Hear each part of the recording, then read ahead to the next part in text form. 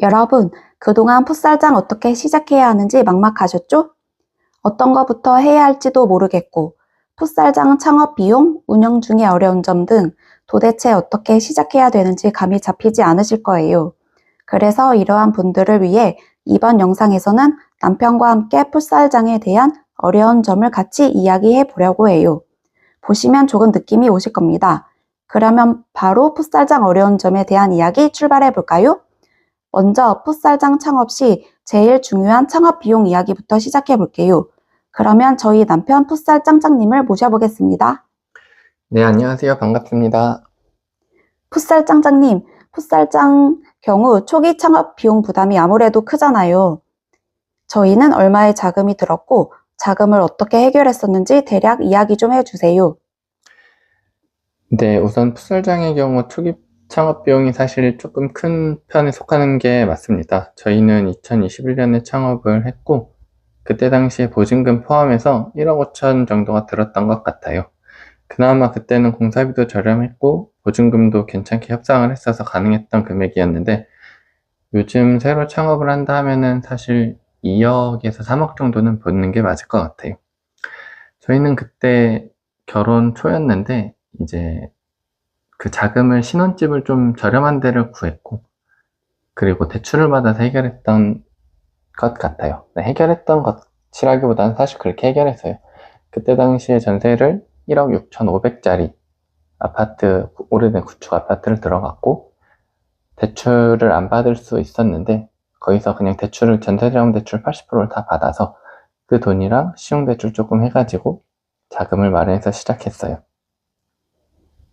그러면 어느 정도 시드머니가 필요한 거네요? 네, 맞아요. 사실 시드머니가 어느 정도 필요한 사업이고, 사실 선택의 문제 같아요. 그러니까 뭐 시드머니가 요즘 뭘 해도 사실 아파트를 투자한다 하더라도, 뭐 상가를 투자한다 하더라도 보통 1, 2억, 좀 많으면 2, 3억 정도 들 텐데, 저희는 그때 좀 집을 줄여서 포기할 걸 좀 포기하고 여기다 투자한 다음에 여기서 잘 안 되면은 제가 와이프한테 그냥 평생 직장인으로서 직장 생활을 하겠다라고 약속을 하고 시작을 했거든요. 어느 정도 시드머니가 필요하네요? 네, 맞아요. 어느 정도 시드머니가 들어가는 건 사실인데, 사실 선택의 문제 같아요. 그때 당시 저희는 이제 신혼집에 들어가는 비용을 줄일 수 있었는데, 그렇지 않고 그냥 대출을 받고 여기다 투자를 하고, 잘 안 되면은 평생 직장 생활을 하고 사업을 하지 않겠다 약속을 하고 시작했던 것 같아요. 마찬가지로 요즘 직장인분들 뭐 부업이라든지 주식 투자, 뭐 각종 투자들 많이 알아보시면은 소액으로도 할 수 있지만 사실 어느 정도 유의미한 성과가 나오려면은 이제 단위가 클수록 더 유의미한 성과가 나오잖아요. 그런 부분에서 좀 선택의 문제 아닐까. 저희는 그런 부분에서 그때 당시에 좀 큰 돈을 투자하는 거를 선택을 했고 나름 좋은 결과를 얻었던 것 같습니다. 네, 그러면은 이번에는 풋살장 운영하면서 어려웠던 점에 대해 얘기해 볼까요? 네. 우선은 기본적으로 저희는 부업이라는 컨셉으로 풋살장을 시작했는데 그게 사실 어려웠던 것 같아요.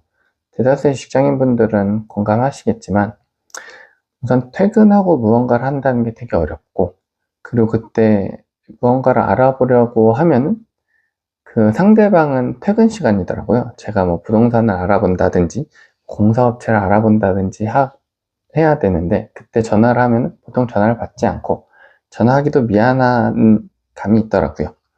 그 부분이 좀 어려웠던 것 같고, 또 겸사겸사 저희는 그때 첫째 출산이랑 겹쳤었는데 제가 퇴근하고 매일 8시에 플랫풋볼이라든지 매치를 잡아서 운동장을 돌렸는데, 그렇게 되면은 경기 뛰고 정리하고 집에 오면 거의 12시였거든요.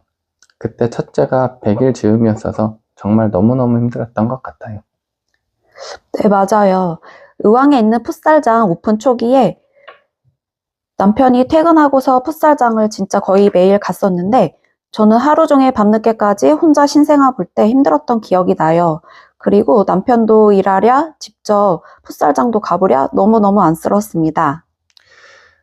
맞아요. 그때는 사실 멘탈이 진짜 많이 흔들렸던 것 같아요. 저희가 첫째 출산이랑 겹쳐서 그런 것만 아니었으면 그렇게 어려울 건 없었던 것 같은데, 초반에 6개월에서 1년 정도는 자리 잡기 전에 퇴근을 매일 시간을 좀 써야겠지만, 그것 말고는 사실 크게 어려운 점은 없을 것 같아요. 지금 벌써 운영한 지 5년 차가 됐어요. 혹시 또 어려운 게 있을까요? 얘기하다 보니 생각난 게 있는데, 겨울에 제설이 좀 어려울 수 있겠더라고요. 저희도 사실 어려웠었던 게, 앞에 말씀드렸다시피 저희는 부업으로 풋살장을 운영한 거였거든요. 그때 풋살장이 보통 밤 8시가 피크타임이잖아요. 근데 문제는 아침부터 눈이 오면 그 피크타임 전에 제설을 해줘야지 경기를 할 수 있는데, 제가 진짜 빠르게 6시에 퇴근한다고 해도 풋살장에 가면 7시고, 그럼 1시간 안에 구장 2개를 제설해야 되는데, 이게 진짜 물리적으로 말이 안 되거든요. 그나마 눈이 조금 오면 눈이 잘 밀려서 어찌어찌 하겠는데, 눈이 많이 오면 진짜 답도 없고, 그런 부분에서 눈이 올 때마다 스트레스를 많이 받았던 것 같아요.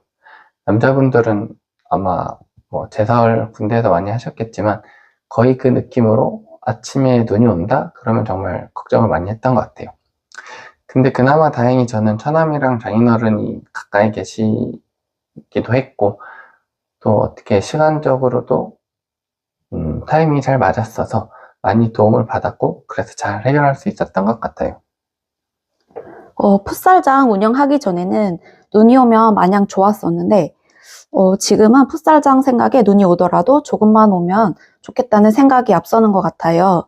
야외 운동장은 아무래도 날씨 영향을 받을 수밖에 없긴 한 것 같아요.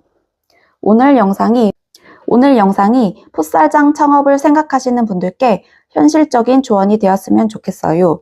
궁금한 점이 있으시면 댓글 남겨주시고 구독과 좋아요도 부탁드려요. 그럼 이만 안녕히 안녕히 계세요. 계세요.